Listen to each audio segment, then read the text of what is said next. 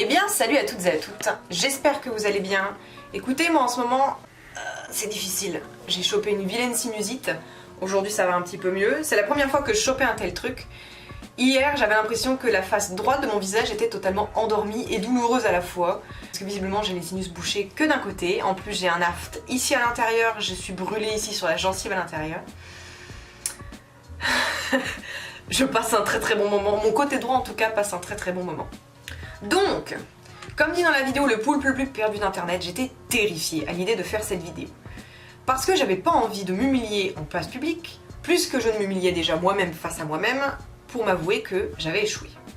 J'ai pas réussi à mettre en place une routine comme je l'avais espéré à l'époque. Et en plus c'était terrible parce que quand je regardais cette vidéo, c'était pire encore parce que je me disais purée, j'étais tellement pleine de motivation, de bonne foi et d'espoir à ce moment-là, et en fait j'ai pas réussi.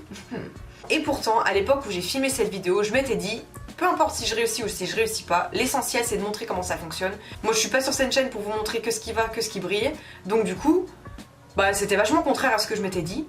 Et donc j'avais un peu un combat dans ma tête entre « Oh, tu vas pas t'humilier en place publique comme ça » et d'un côté j'ai dit aux gens que même si j'échouais, je reviendrais quand même faire un bilan pour un petit peu parler de comment ça se passe. C'était beaucoup plus difficile que prévu. Enfin bref, comme j'ai dit au début de la vidéo, en ce moment ça va mieux, j'ai un regain de motivation, donc je vais essayer d'exploiter au maximum, et je vais essayer d'exploiter au maximum le fait qu'en ce moment je suis plutôt objective sur ce qui m'est arrivé. Donc j'ai eu une grosse crise de dépression pendant les mois de décembre, janvier et une bonne partie de février.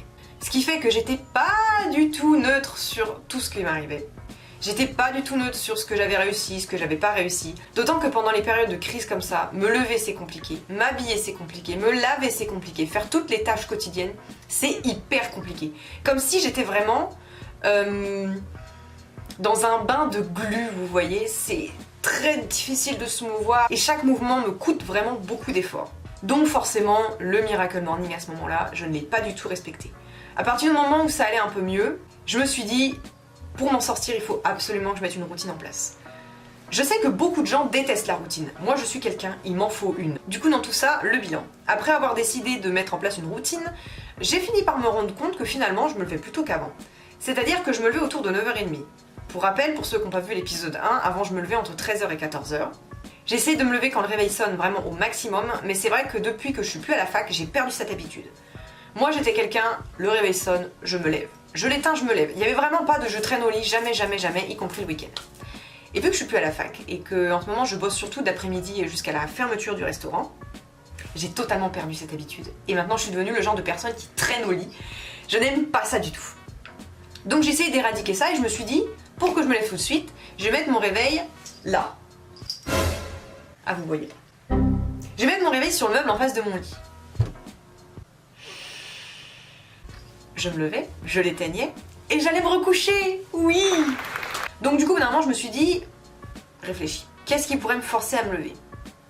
Mettre mon téléphone dans la salle de bain. Comme ça, le soir, déjà, je reste pas des heures dessus, et le matin, je me lève, je suis directement dans ma salle de bain. Ça a fonctionné, bof. Parce qu'en fait, je me levais et je l'éteignais quand même. Écoutez, en ce moment, je me lève quand même à 8h tous les jours avec le réveil à côté de moi. Donc, je pense qu'on est sur la bonne voie. Tant que je ne fais pas de grosses insomnies, mon rythme est bon. Purée, je me serais foutu des claques, je vous jure. Et finalement, tous les jours, à force de mettre mon réveil et de quand même me lever, même si je me rendormais, et petit à petit, je me suis levée plus tôt. Et ça, c'est un premier succès. Je suis un peu en train de faire le oui et le non. Non, j'ai pas respecté mon objectif qui était de me lever à 7h. Et oui, je me lève quand même plus tôt. Également, j'ai découvert très récemment la matrice d'Eisenhower, qui m'a permis d'avoir des idées plus claires sur mes objectifs, sur ce que je devais faire maintenant, plus tard, sur ce que je devais relayer. Je vous mettrai quelques petits liens pour des articles dans la barre d'infos. Écoutez, je trouve ça formidable. Parce que moi, je suis le genre de personne, je fais une liste plus longue de mon bras de toutes les choses que j'ai à faire, sans ordre de priorité. Ce qui fait que forcément, je me retrouve à la fin de la journée, j'ai fait un quart de ma liste, et tu vois tout ce qui n'est pas fait. Avec cette technique-là, j'ai vraiment pu visualiser beaucoup plus facilement ce que je devais faire. Deuxième point, j'essaie de faire plus de sport. C'est pas facile parce qu'en ce moment il pleut et ça caille, j'essaie de me forcer au maximum, mais j'ai vraiment l'impression que mon cerveau commence à réaliser que quand je fais du sport, après je me sens bien, presque pour la journée. Il faut savoir que j'ai noté qu'en ce moment j'ai des humeurs qui changent hyper rapidement. Si avant d'un jour à l'autre mon humeur pouvait changer, parfois je me lève bien le matin motivée et je me couche le soir, je suis dans un état pas possible. Et quand je fais du sport, j'ai noté que ces changements d'humeur ont tendance à s'atténuer. Par ailleurs, je me lève plus tôt, donc je culpabilise moins. Dans le premier épisode, j'avais dit que ça me rongeait de me lever aussi tard parce que je voyais que je faisais rien de mes journées. Également, pendant tout ce temps, J'ai pris des décisions YouTube. Je ne vais pas supprimer ma chaîne. Je sais que ça en avait paniqué quelques-uns. Même si je décide d'arrêter, il y a de fortes chances que je laisse mes vidéos en ligne quand même. Peut-être mettre en privé quelques-unes. On verra à ce moment-là, mais pour le moment, pas de panique. Et également, je ne veux plus me forcer à créer du contenu. Pendant un moment, j'étais obsédée par ça. Je me suis dit, je leur ai dit que je publierais une vidéo tous les vendredis à 20h15, donc il faut absolument que je m'y tienne. Et ça me foutait une pression de ouf. Parce que comme dit, j'ai des humeurs très changeantes, et des fois c'est très difficile pour moi de filmer une vidéo quand je suis en pleine crise. Et plus YouTube, ça me foutait encore plus de pression. Et maintenant j'ai compris, enfin j'espère, que ça arrive de pas avoir de force, et que j'ai pas envie que YouTube devienne un fardeau. YouTube, c'est pas mon métier, et ça le sera jamais. C'est pas ce qui paye ma nourriture, c'est pas ce qui paye mon loyer. Donc je veux vraiment que ça reste une passion. Ça veut pas dire pour autant que je vais disparaître. Il y a peut-être des fois où je vais être plus présente, des fois un peu moins présente. Je serai toujours là, mais j'ai plus trop envie de m'imposer cette régularité. C'est un peu difficile pour moi, surtout pour un truc qui est une passion. Et dernier point de mon bilan, j'essaie de me détacher au maximum des chiffres. Quand on ouvre le YouTube Créateur, on tombe directement en fait sur une page d'analytique qui te dit votre chaîne a enregistré tant de vues, c'est tant et tant de moins que le mois dernier à la même période. Et moi, ce genre de choses, ça m'angoisse de fou. Je suis hyper obsédée par ça et du coup, je regardais que ça. C'était hyper toxique parce que je publiais pas, mes vues étaient en baisse, YouTube me le rappelait, donc je me disais, oh, faut que je me force. Quand je me forçais, ça ne rendait rien à la caméra et ça me frustrait, donc je postais rien, et ainsi de suite, ainsi de suite. Pour moi, je sais pas du tout pourquoi YouTube a mis ça en place. Je pense que ça fait que stresser les créateurs, ça sert à rien en fait.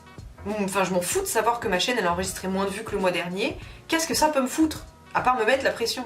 Voilà, c'est tout pour ce journal de bord 2. Si vous avez commencé en même temps que moi, n'hésitez pas à me mettre votre bilan dans les commentaires, ou si vous avez envie de me voir en privé parce que vous n'avez pas envie que ce commentaire-là soit public. Je vous lis tous, j'ai essayé d'y répondre au maximum. C'est la fin de cette vidéo, j'espère qu'elle vous aura plu. N'hésitez pas à vous abonner pour me soutenir, à liker la vidéo, à la partager bien sûr. On se retrouve très bientôt dans une nouvelle vidéo. En attendant, portez-vous bien, à bientôt.